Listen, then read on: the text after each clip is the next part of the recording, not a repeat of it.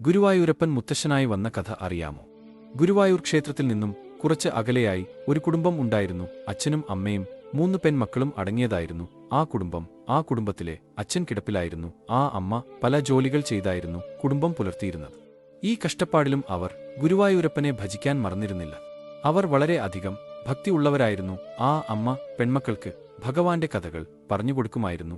ഭഗവാന്റെ കഥകൾ കേട്ട് അവർക്ക് ഗുരുവായൂരപ്പനെ കാണുവാൻ കൊതിയായി. അങ്ങനെ അവർ അമ്മയെ നിർബന്ധിക്കാൻ തുടങ്ങി ഗുരുവായൂരിലേക്ക് പോകുവാനായി. അച്ഛൻ വയ്യാതെ കിടക്കുന്നു, നമ്മൾ എങ്ങനെ പോകും? കുട്ടികളുടെ സങ്കടം കണ്ട് അച്ഛൻ പറഞ്ഞു, നിങ്ങൾ പോയി വരൂ, 2 ദിവസത്തെ കാര്യമല്ലേ, അതെല്ലാം ഞാൻ നോക്കിക്കൊള്ളാം. അങ്ങനെ അവർ പോകുവാൻ തീരുമാനിച്ചു. ട്രെയിൻ കയറി. എന്നാൽ രാത്രി 2 മണി ആകും അവിടെ എത്തുവാൻ. ഇതുകൂടി അറിഞ്ഞപ്പോൾ അമ്മ വല്ലാതെ ഭയന്നു. രാത്രി എങ്ങനെ ഈ പെൺകുട്ടികളെ കൊണ്ടുപോകും? അമ്മ ഭഗവാനെ ഭയന്ന് പ്രാർത്ഥിക്കുവാൻ തുടങ്ങി. അങ്ങനെ രാത്രി 2 മണിക്ക് സ്റ്റേഷനിൽ എത്തി. നല്ല തിരക്ക്.